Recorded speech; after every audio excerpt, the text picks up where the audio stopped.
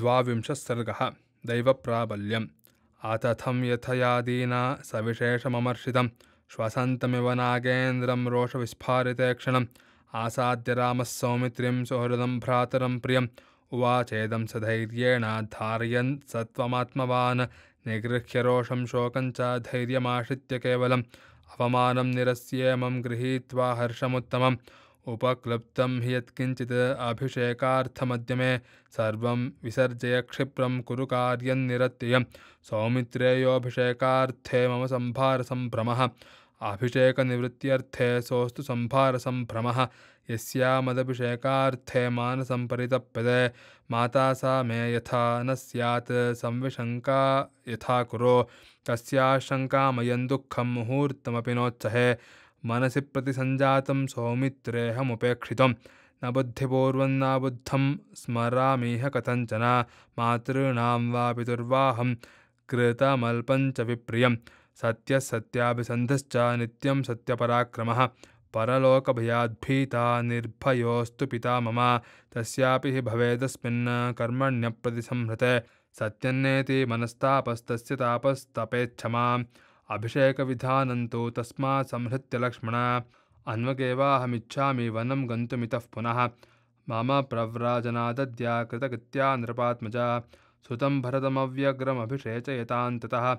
मयि चीरचिनधरे जटामण्डलधारिणी गतेरण्यञ्च कैकेय्या भविष्यति मनःसुखं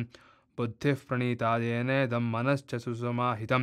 तन्तुनार्हामि संक्लेष्टुं प्रव्रजिष्यामि मा चिरम् कृतान्तस्त्वेव सौमित्रे द्रष्टव्यो मत्प्रवासने राज्यस्य च वितीर्णस्य पुनरेव निवर्तने कैकेय्याः प्रतिपत्तिर्हि कथं स्यान्मम पीडने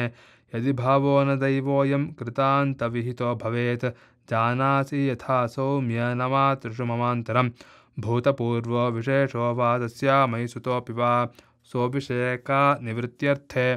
प्रवासार्थैश्च दुर्वचैः उग्रवाक्यरहं त्वरया नान्यद्दैवात् समर्थये कथं प्रकृतिसम्पन्ना राजपुत्री तथा गुणा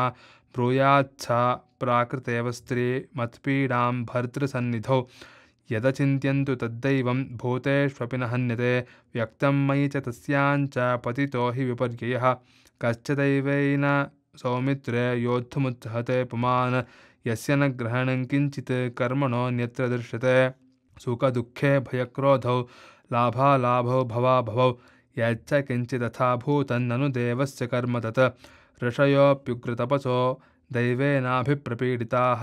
उत्सृज्य नियमांस्तीव्रान् भ्रश्यन्ते काममन्युभिः असङ्कल्पितमेवेह यदकस्मात् प्रवर्तते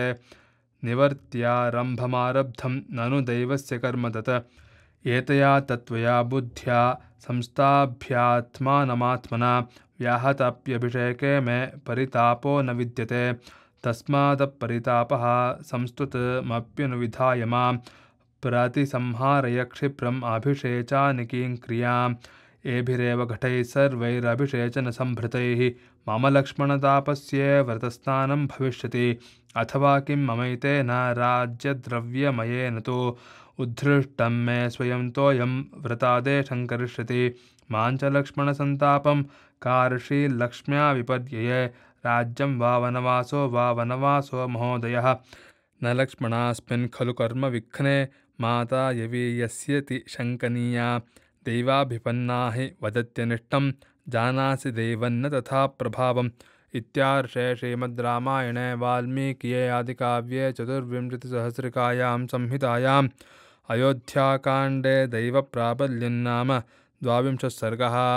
जानकीकान्तस्मरणं जय जय राम राम।